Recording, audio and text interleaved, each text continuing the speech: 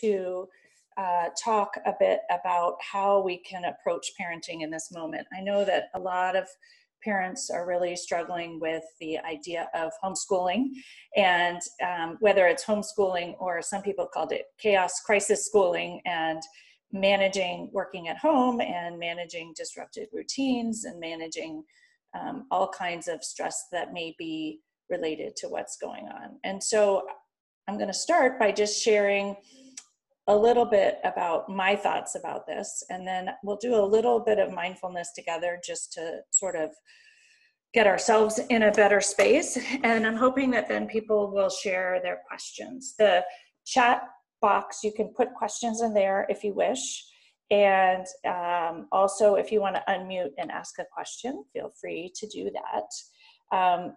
And the other thing I should tell you is that I am recording it, though I forgot to record the very beginning. So I am just gonna say, since I didn't say it before, that there are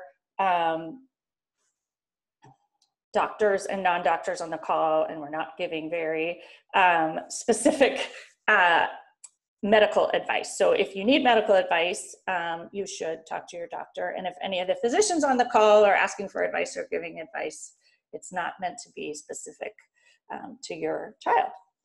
So what I wanted to say, which is, I think, apparent to most of us, but kids are super vulnerable in times like this. And we know there's all this work being done about ACEs, which for those of you that are not doctors or maybe even not pediatricians, it's the adverse childhood experiences.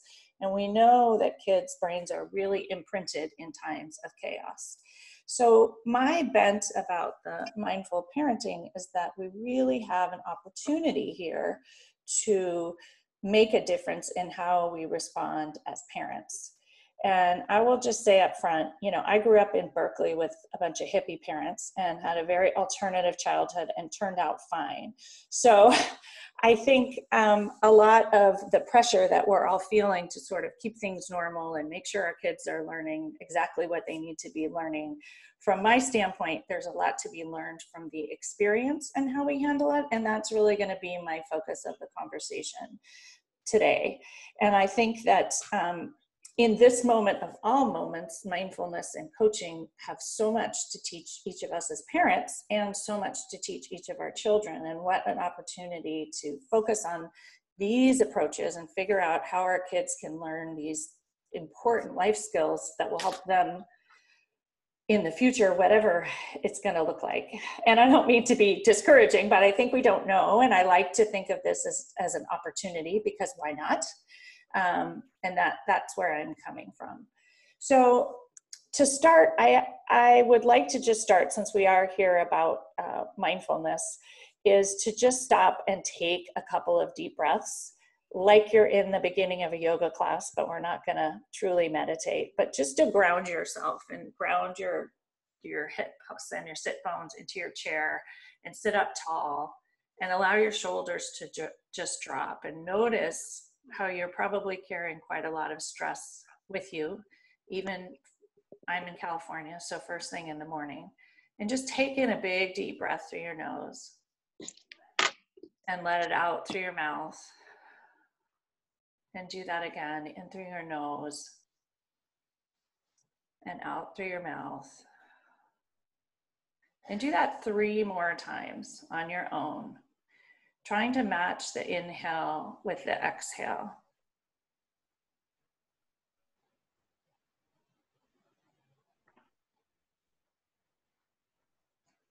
And then put your left hand on your heart and your right hand on your belly. And take a couple more breaths. Notice that your heart beating under your hand.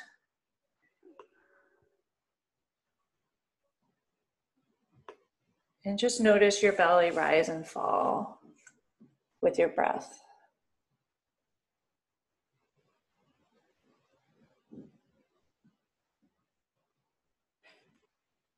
And notice where in your body you might be feeling tension and stress. And send the breath and the attention there. And try to just focus on that. One of the things that we focus on in mindfulness and meditation is trying to narrow the thoughts down so that your brain is not full of all these cluttered thoughts, but just one thought. And the one thought can be, where is the tension and can I let it go?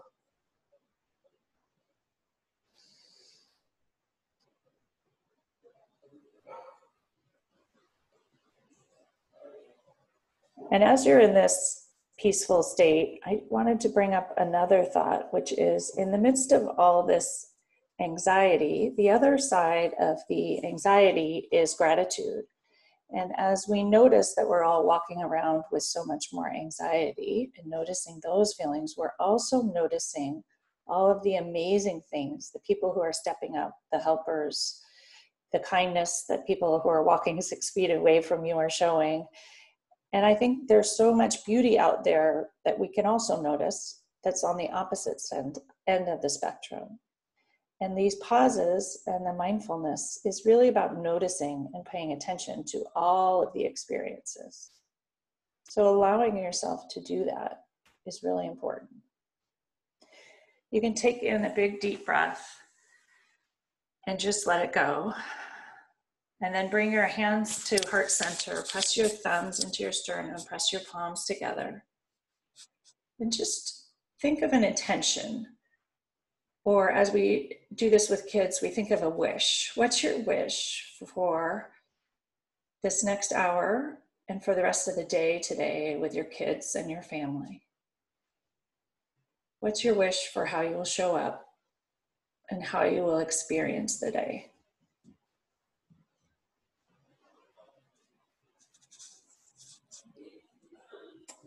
Then you can bring your hands back to your legs or wherever they would like to be and open your eyes and let the light back in.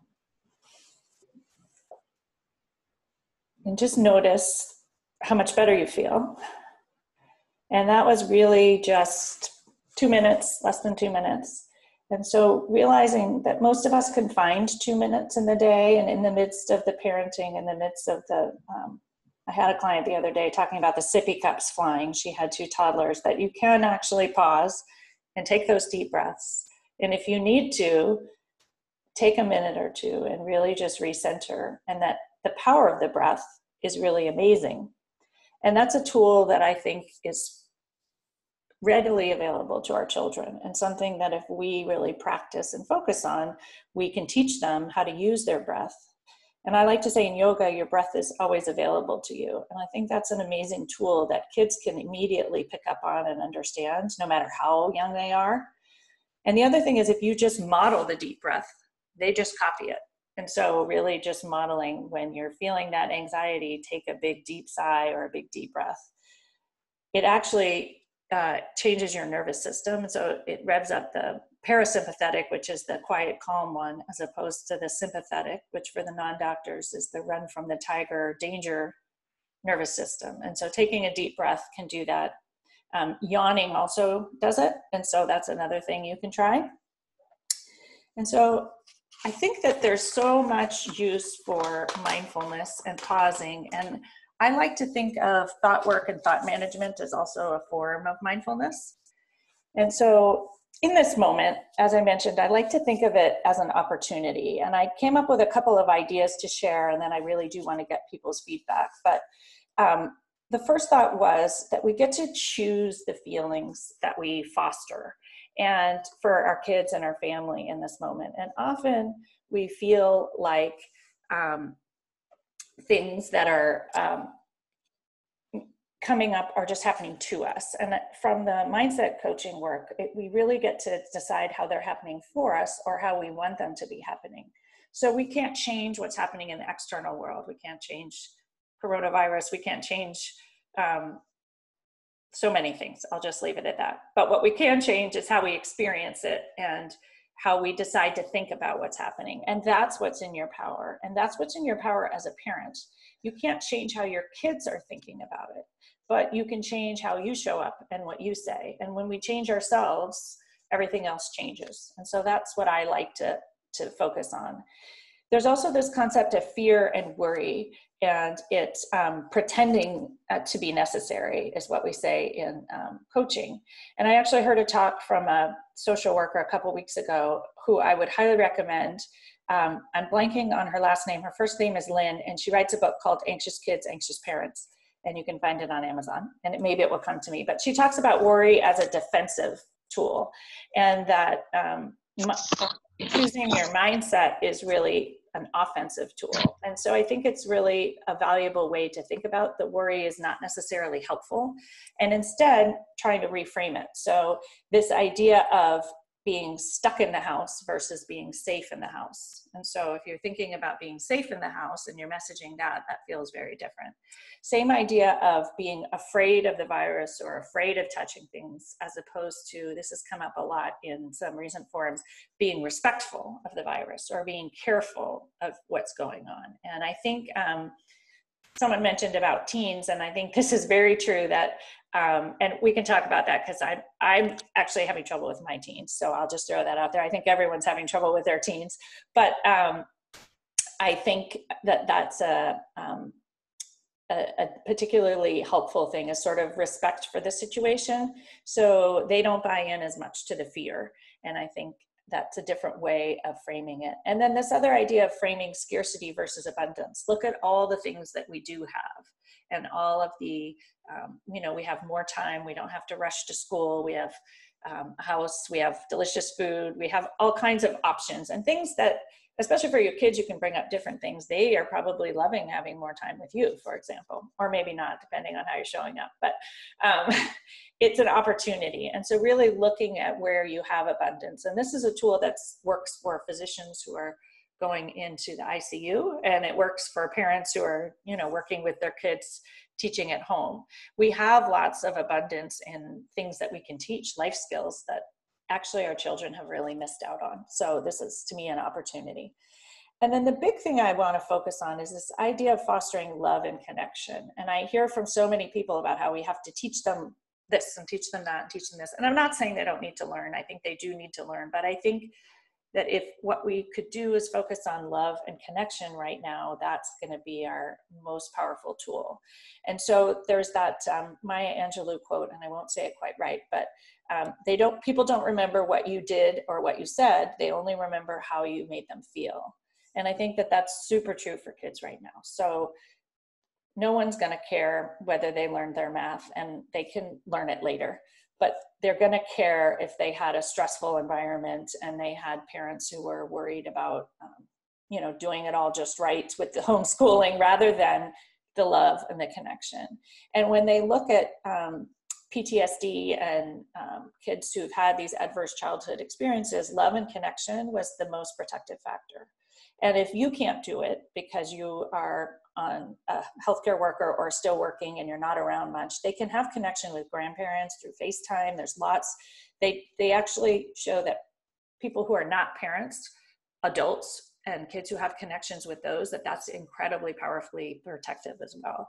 And that was actually brought up in this worry talk as well, just general worry and anxiety, that relationships with adults is really important, and that love and connection. And so connection with their friends is the other thing. So my teens have been doing, I think it's strange, but I think it's working. They have these like group Zoom calls with all their friends, and they're socializing. And I said to my 14-year-old that the 20-year-old was having a fraternity party in the kitchen, and he's like, "Oh, I want to go." And there were all these guys, and they're all doing their thing, and so I think there are opportunities for connection that we don't have that we can maybe buy into. Yes, someone said it's Lynn Lyons is the author of that book, and she was a fantastic speaker. Thank you so much.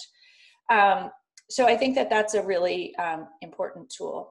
The other thing that was actually mentioned in Lynn Lyons' book and talk was the importance of having fun and the importance of kids seeing adults have fun, and that this is something that we often don't do and don't share with our kids. And so finding things you can do where you can laugh together and playing cards and doing just enjoyable things, and that if they don't see parents having fun, it's really not a helpful lesson in life. And so sometimes we show them how to work hard, we show them how to do all these other things, but we don't necessarily show them how to have fun. So in the midst of something like this, I think it's a great opportunity to bring that in as a tool. So those were some of my key thoughts. Let me just see, I have a couple of questions. I guess the main one is just teens. And I think this notion of the teens are trickier, but to me, it's this opportunity of connection and an opportunity to really have the real and interesting conversations. My teens seem to be very interested in the politics of it and the, you know, researching it and listening to the TED Talks and whatever I think we can do to connect around it. And include them in being helpful and being part of the solution, whether that's within your home, whether it's outside the home. That's something that I think can be quite protective. And then for those, I think there are two groups of teens. There may be some in the middle, but ones who are not at all concerned and think that they're invincible, and then the ones that are very anxious and worried. And so validating wherever they fall in that spectrum. And listen to this. Did someone have a question? Maybe it was just someone who wasn't muted. Yeah, I'll just add that. So I think they're a tricky group, but really just opening up the conversations and including them. You know, none of us know what's happening, and there's no answers. It's not like we're all the experts. And so including them in the conversation and thinking of solutions. And I think this is a great opportunity, and whatever we can do to have kids of any age feel of value. So whether it's, you know, chores or helping or doing the cooking, how can they, a lot of kids whose parents are healthcare workers are doing special things to help them, or making cards or things that they can bring to people who are sick, or ways that they can be part of the solution as opposed to not having any autonomy and input and helpful. So I think that's an important thing. And then the mindfulness, I think, is also super important. And so we as parents can model mindfulness. That's my number one message. And I did train as a kids yoga teacher. And one of the things that they taught us was that parents of kids under 8, the most important thing you can do is learn to meditate yourself. And so I would really advocate that. First of all, it's great for you. And then second of all, when you practice mindfulness, when you show up for your kids and whatever else might be going on, you're better able to take advantage of that space between the stimulus and the response, and you're less reactive. And you're modeling being mindful in the face of chaos and a difficult situation. And that's what this opportunity really is also. And so I think, I don't know if any of you have seen the second Screenagers movie, which is about anxiety and depression in kids, and it came out before this happened, but they talk there about parents of kids who are anxious and depressed actually learning mindfulness and how it changed things so dramatically. And so I would encourage all of you, if nothing else, to practice mindfulness, because it will change your experience of parenting. And what your kids learn from watching it is really powerful. And then doing it with your children is also an incredibly amazing thing. So whether you have toddlers, there's toddler yoga all over YouTube. You can just look it up. I was trained through something called Kidding Around Yoga, and I think they have some stuff available online. And if we can teach our kids at whatever age they're at the power of mindfulness, that's going to be an incredible tool for their whole life. Many of us are just learning it now, but if we had learned it as kids, it would make a huge difference. And learning the power of the breath and what they can do when they feel anxious. These are amazing tools to teach them that have really powerful effects on your long-term well-being and health, as it turns out. And mindfulness is actually, and meditation, there are evidence-based studies to show it helps your immune system, for example. So I definitely think that that's an important tool to teach them. There are some things that you can do simply with little kids, like worry bubbles. And so you blow the bubbles and the worries just fly out into the universe. You can teach kids mindfulness by just pointing out, like, name 3 things you see on a walk, name 3 things you smell. You can talk about eating mindfully, for example, and chewing things 30 times before you swallow them, and sort of practicing those kinds of things. And then kids love yoga. So doing that is another way. You can do it together. there's lots of opportunity there, and I would definitely recommend that. So I'm wondering if anyone has questions. I'm just going to scan through. It seems like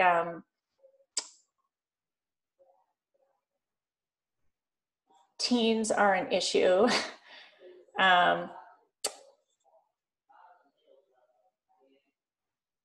Yeah. So some things for teens to do. I think it depends. I mean, on the one hand, I worry about all the screens because we know that screens increase anxiety and depression in kids. On the other hand, we're all on our screens and we're all stuck at home, and it's the only way to connect. So I think this is probably a trickier time to manage it, and I don't have all the answers. But there are a lot of amazing things out there. I know the Yale happiness course for older teens, which is supposed to be one of the best courses out there in colleges, is available for free right now. You can go to the world's museums for free online, apparently. I have not had time to research how to do all this, but this is out there. There's amazing stuff for kids. I've heard of people, having their kids learn Spanish on Rosetta Stone. But again, I also would encourage you to mandate time off of the screens and have more connection time and more family time, and make sure that they're getting outside and active.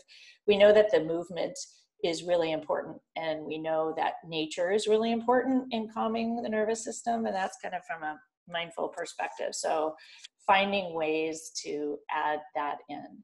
And then this connection and things you can do together. So I'm making my kids cook dinner.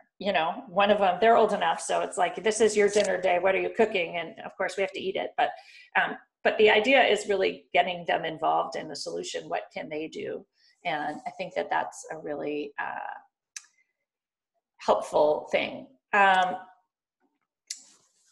then the other questions that are coming up are around healthcare workers and what to say to their kids and how to, I'm not sure if the question around the anxiety, and maybe you can clarify, is the anxiety of the decontamination process when you come home from work, whether it's the kids watching it or knowing it, or as a parent, the anxiety about sharing it with your kids. So maybe clarify that, and then we can talk about that. For my thinking about talking with kids is that if we don't tell them things, their imagination makes up usually worse things. And so being clear for their age about what you can. I heard a beautiful story of a physician who had two boys who I think were 4 and 6, and she related it to the sort of superhero story. And, and the kids wanted to know if the superheroes at work were winning yet. And so relating it to things that they can understand. And this woman told in this story that she told her kids, well, the superheroes do always win. We just haven't got to the end of the movie yet, so we don't know. And so I think we have to be realistic. And if you pretend not to be afraid, your kids know it and see it. And so this is a chance for you to say, I'm nervous, I'm worried, and these are the things I'm doing to manage my worry. And these are the things we're doing to keep you safe. And so looking at, I think, to me, honesty is very important, not in an overwhelming, highly technical way, but, we're safe at home, and these are the things that are happening. And if you're working, what you're doing and how you're part of, you're a helper and how you're helping, and also what you're doing to keep yourself safe and themselves safe. But I think it is super important that we do talk about it. And if we don't talk about it and don't demonstrate and model for kids how we handle these things, they don't learn. And that was actually one of the things that Lynn Lyons mentioned in her discussion, was that as parents, we don't share how we deal with our own sadness and anxiety and fear. And we tend to not be vulnerable, and we tend to hide that. And then we have kids who are growing up who don't know how to do this. And so it's one of the most important things we can do is actually model how to do that and talk about it and discuss tools and things you've tried. And this is what you've done, because they're going to grow up in a world. I mean, they're growing up in this world, and this is all happening, and we can't hide that from them, right? Their whole lives have been flipped upside down. So not understanding the details of it, to me, is difficult. So I think it is important to be honest and talk about how you're part of the solution, how you're helping. For kids who understand superheroes, I think that that you can throw that in, because I think it feels, maybe the idea of wearing all of the stuff and that you're, coming in with the tools that you have and those types of things. And where we are learning, I think that's the other thing, what we know this week that we didn't know last week, and how we know that people staying home is helping, and that there are, curves and math. I mean, to me, this is the opportunity of homeschooling, right? This is teaching exponential growth. It's very obvious here, and why we have to stay home, and learning from these practical things can be very valuable. And then another question about how to take away the anxiety of, hold on. Oh, we can't hug until we are clean. Ideas of what you're doing when you get home from how you're handling it. I don't know if anyone, I would love if anyone on the call has a good solution to how they're handling it. And I don't know. I can share if you want. Oh, I'd love it. Yes, go for it. Who is that? So I can. Sorry, it's Karen. Oh, wonderful. Yeah, thank you. And sorry, I'm on my phone, so I don't know what, I can only see you. I can't see anybody else. Okay, no worries. But, I can't see you either. You can hear me? I can hear you, yes. Okay. Let me see if I can, okay. It's so I'm a family doctor, and I'm seeing sick patients outside in a tent outside of our clinic. And I'm in full PPE. So what I do is I go to work wearing scrubs. And then at the end of my day, I actually bring a change of clothes. And in the bathroom, I change my clothes. I put all my dirty clothes into a pillowcase. And then I go into my car. I have a clean pair of shoes in my car, and I have a shoebox. So I kind of gingerly get out of my shoes, kind of with my door of my car open. I kind of just sit down in the seat, take off my shoes with the door still open, put those dirty shoes in the shoebox, and then slip my feet into my clean shoes. When I get home, the pillowcase with all my clothes in it goes straight into the wash, hot water. I strip down everything that I stripped. My laundry room is right off my garage. Most people recommend stripping down in the garage before walking into the house, which I can do because my laundry room is right there. But anyway, strip down, and even those clothes that those clean clothes I just changed into at work, I throw those into the wash too, because I still had to walk out of the clinic. And then straight up to the shower. It's so funny. My boss sent out, like, take a shower with soap, which is funny that he actually have to write that, but I wash my hair, and it's actually a really nice decompression for myself of just having a really nice hot shower, allowing myself to have those few minutes for myself.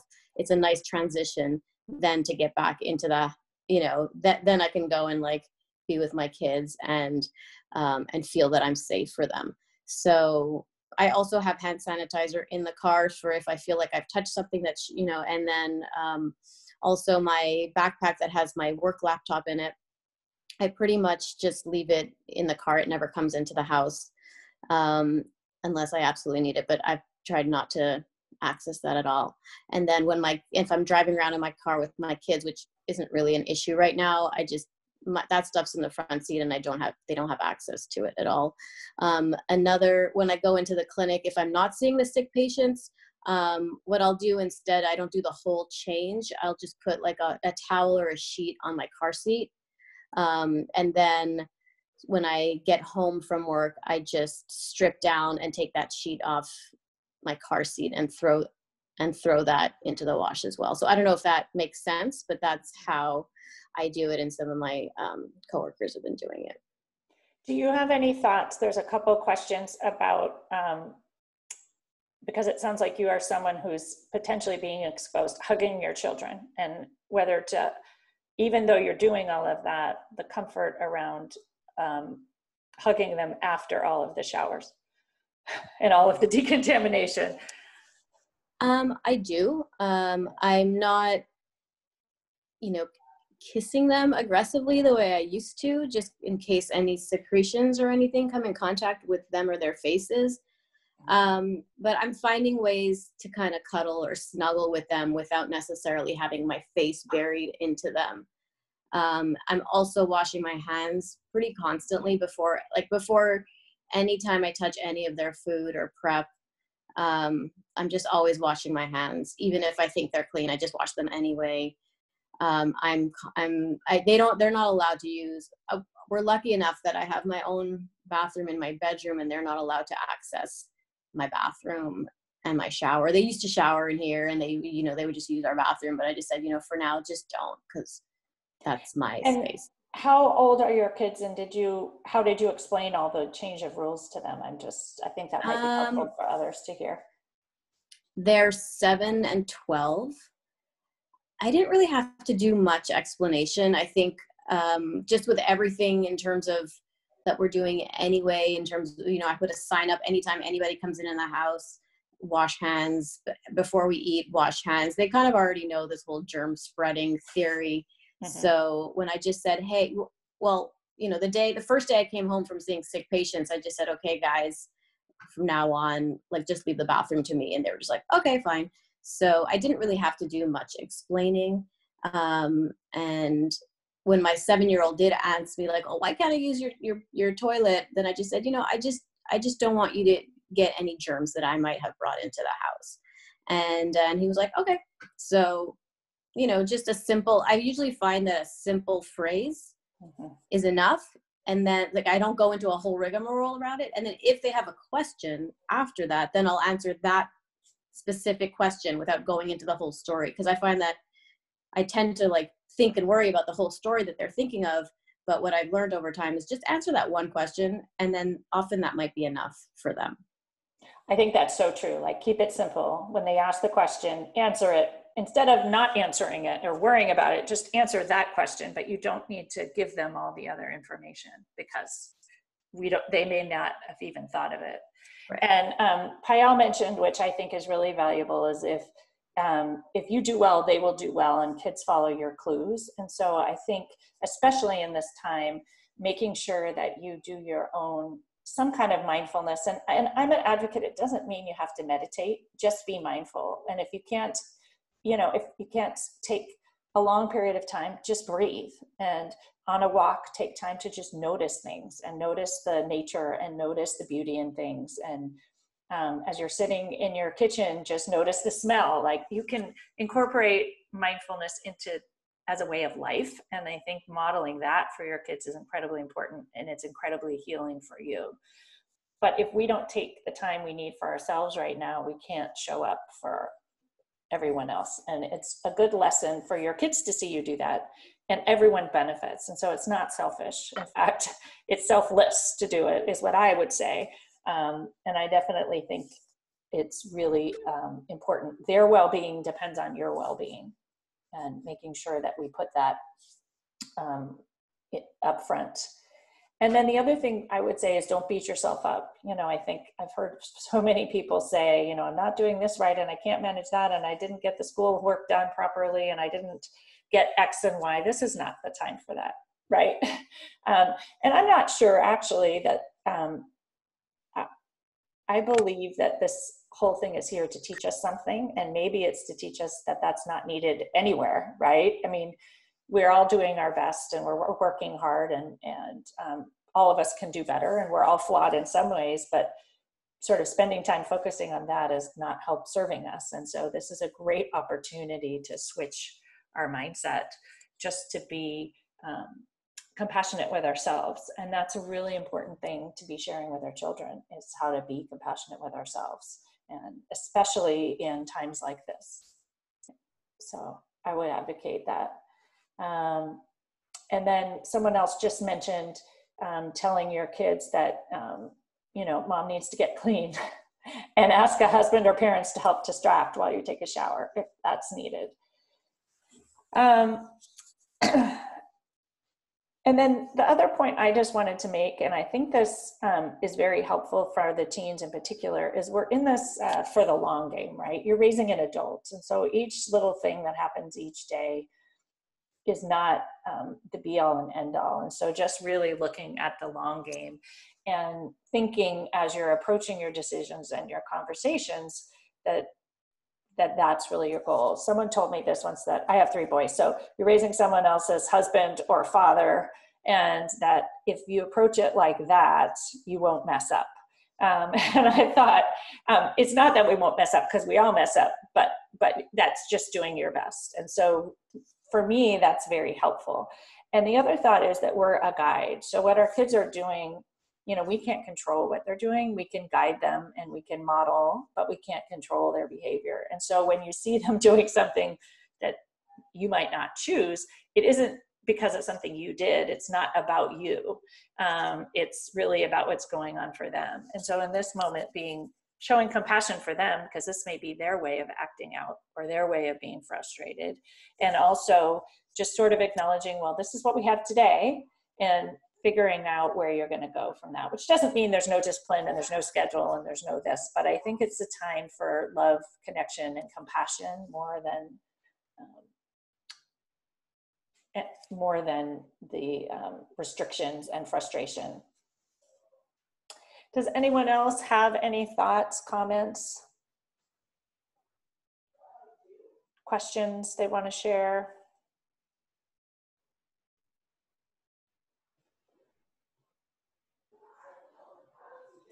Yeah, I can unmute you. Hold on, Lisa.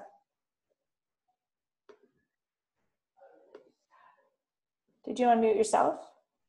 Oh, there you go. Perfect. Interesting question. You said that, all right, treat them compassionately. I can tell you, I'm so compassionate towards my kids that you'd be amazed. And they are stressed, especially the older one.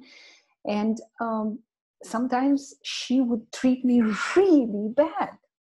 And what do? I leave the room, but it's just, it seems like no matter how compassionate I am, doesn't work, because something is internally is overpowering any compassion I have, and this little angry beast comes up. How old is she? 18. 18. Okay, so she's an adult. All right. How do I deal? Is this new? Is this new for her, or has it been long-standing? It's happened before, also sometimes. But sometimes, what do I do to kind of show her in a way that, because as soon as I'm nice, punish her. Take her phone away, scream, yell, leave the room, don't give the money. Nothing works. Yeah. Interesting question. Yeah. It's just I'm throwing it because it seems to maybe I'm like having the more difficult situation. She's just not bad. She's just the reactions, tone of voice, raising the voice, but not listening. You don't have to, I'm just wondering. Yeah, well, you're compassionate towards them and doesn't work. Punish doesn't work. What do you do? Well, I would say get curious would be my thought, to try to figure out something's going on. And so is it anxiety? I don't know. And medically, I don't know. And so the question is it anxiety? Is it depression? Is there fear about something? And so especially, that's what I was asking, is it like a new behavior, an old behavior? And certainly the situation is crazy. And so really getting curious and trying to figure out what's going on and opening the lines of communication. I don't know if that's possible, but that's probably what I would try to start, to see if you can get a better sense of what's going on. And if it's really out of control, then reaching out for more help would be my thought. But getting curious and trying to figure out, if you can be compassionate to a point, right?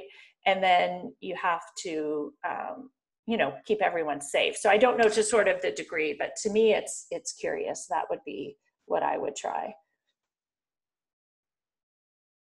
Anyone else have any thoughts? Someone else said agree, get curious. And then if it seems really significant, or, I would potentially get help, because there's been actually quite a lot of talk around kids who maybe had some borderline anxiety or borderline depression, and then something like this happens. This can be the thing that puts them into something more worrisome. So I would get curious and then reach out. A lot of psychologists are doing telehealth, so that might be another thought. She's not so bad. Yeah, No, good. it's just, Yeah. Well, it's just interesting when you treat somebody with compassion and they, you don't, and it doesn't seem to get through. That's it. Well, Not very much. again, I think you just show up as the best person you can, and you show up as the most mindful parent you can. And you know, with teens, it doesn't always work the first time. I have 3 of them. So, but you just, if you show up in your way and realize that part of it is what's going on. So I would try getting curious and see what you can find out. When my kids have been super angry, there was usually something going on that they just hadn't told you about yet, like with a friend or with a relationship, or, and then the other thing, which I will throw out there, is the screens. And the screens can really cause anger and anxiety and depression and a lot of reactive dysregulation. And so if you're noticing that, maybe it's hard to limit in an 18-year-old, but maybe even just suggest it, or, you know, try to have some other activities that are not screen related, because it can really be part of the trigger. Anyone else have any thoughts, questions? Someone pointed out that a person on this call does telehealth psychiatry, Mercedes. So if you would like to get connected, we can try to connect you to if you feel like you need it. Anyone else have any other thoughts, concerns, ideas, questions? I think it's an unusual time and an unusual opportunity in parenthood to change things and really teach your children things that we haven't spent a lot of time teaching them, and that our children will be defined by this experience in some way, and so we might as well choose to foster the experience that we're really hopeful for. And so working on our own mindset and working on our own mindfulness, I think is really a critical piece.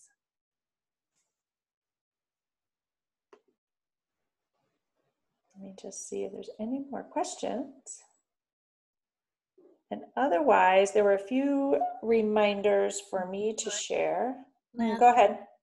Can you hear me? Yes. I just have been thinking, I teach 4th grade, and 2 things that I actually want to print off and post in our kitchen somewhere. We teach life skills, which is basically a list of skills that we all need for life, such as, I don't know, I can't think, cooperation, caring, problem solving, and there's like 20 of them with a description of each of them. And all the teacher talk I do with my students is, you know, did you notice how so-and-so just used the life skill of problem solving? And those are so helpful. And the other thing that we've done more recently in the last 2 or 3 years is learned a program called Toolbox, which made me think, when you were doing the breathing tool, the breathing tool is called, the first tool that you pull out of your toolbox is the breathing tool. And there are pictures to go with each tool. That's great. Each tool has a, you know, like it might be a spirit level, you know, when you're doing building work and you have a spirit level to make sure something's straight, or it might be a tape measure. So there's, I don't know, 12 different tools. And then again, you know, so the breathing tool, and then there's a little kind of mantra to go with each of those tools. So I feel like I'm actually going to post the life skills somewhere significant for all of us, and the tools. And the tools, when we were being trained as teachers to use them, are things that would very much benefit any relationship. Yeah. Oh, that'd be, you know, like, where you find them? If you Google Toolbox online, I think, I don't actually know what to say to you other than Toolbox. Okay. They have a lovely kind of like handout of them, and it's kind of, you know, it's just presented nicely, but each one has a little mantra that you can repeat. And there's a personal space tool, and, you know, but these are all things that if we live by them, you know, would be very beneficial for all of us in all of our relationships. So life skills, toolbox. Life skills, I want to say, comes from Susan Kowalik, which used to be ITI, Integrated Thematic Instruction, but now it's changed to HET, which is Highly Effective Teaching, I think. Wonderful. Those two things might help everyone just as a focus with their children right now. I love it. Thank you. If you want to, I don't know if you have it electronically, but you can email it to me, and then I could have Ni Cheng post it too in the. Sure, I will. I'll follow up with you in a minute. Awesome. Thank you. Okay. Yeah, And, I yes, think go ahead. there might be something, that life skills thing might be something different than the one I was talking about that came from Susan Kowalik originally. So Lisa just showed it on her screen. You want to show it again? Yeah. So life skills checklist. She found it on her phone easily. So perfect. Thank you. Yeah. Thank you.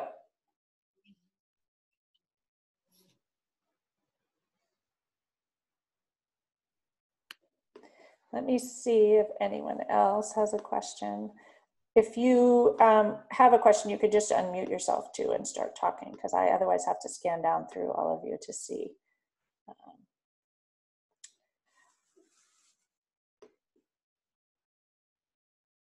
Otherwise, I think we will just end with taking a moment again to just sit and be mindful and take a few deep breaths. Breathing in through your nose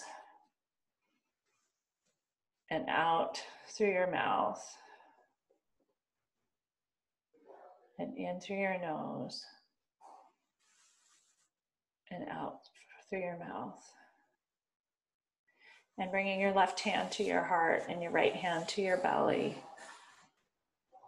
Just connecting internally for a moment.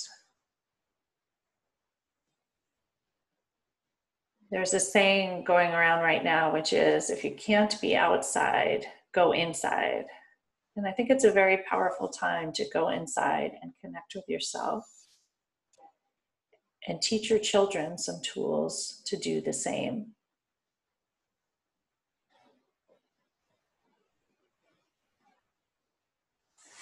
And with that, you can bring your hands to your heart, press your thumbs into your sternum, press your palms together in connection. And again, connect with your intention for the day and for the week ahead. As a parent and in your work, whatever you might do, and as a human in community, facing the current situation. What is your intention for how you want to show up this week for yourself and for everyone else around you? Taking a big deep breath through your nose and a clearing out breath. And you can take in a deep breath, just say a silent Om to yourself.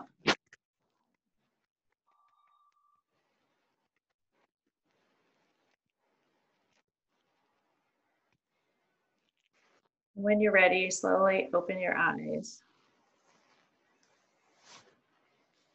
Coming back into your body and your consciousness.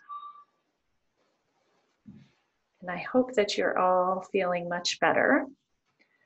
A couple of other announcements. You can feel free to email resources to Ni Cheng, which is posted in the chat, her email, if anybody wants that, and she'll post them on the Mindful Healthcare Collective website. And the other thing is there is a session next Thursday for healthcare providers. And I'm just looking to see who it is. Shivani is doing a session on Thursday at 5 Pacific time. And then Jill Wiener is doing another session on tapping for healthcare providers on Saturday at 9, which if any of you didn't make it to that session, it was amazing. I had never done it and it was really powerful techniques, definitely worth checking out just to see how it works, if nothing else. And I think it was very helpful for the volunteers who did it as well as everyone else. So I encourage you to join us for those. It'll be the same Zoom link. And we may be putting together some more just discussions about parenting as things progress, if we feel like they're needed. If you have any ideas, email us or reach out. Thank you all so much for participating, and I hope you have a beautiful day and a safe week. Be well.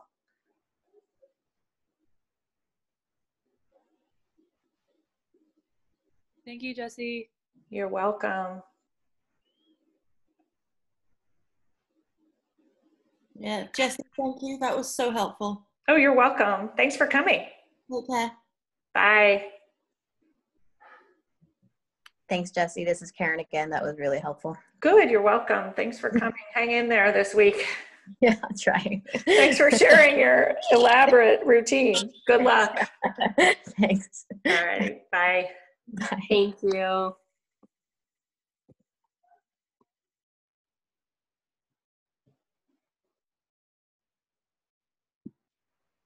Thank you, Jessie. That was really, really helpful. Lots of great tips Oh, there. good. You're welcome. Thanks for coming. I appreciate it. Yeah, it was great. Thanks. Hopefully I'll be able to attend the other ones. Yeah, they're really good. Yeah. Really interesting stuff to learn. So Take care. See ya. you too. Be safe this week. Oh, you too. Thanks.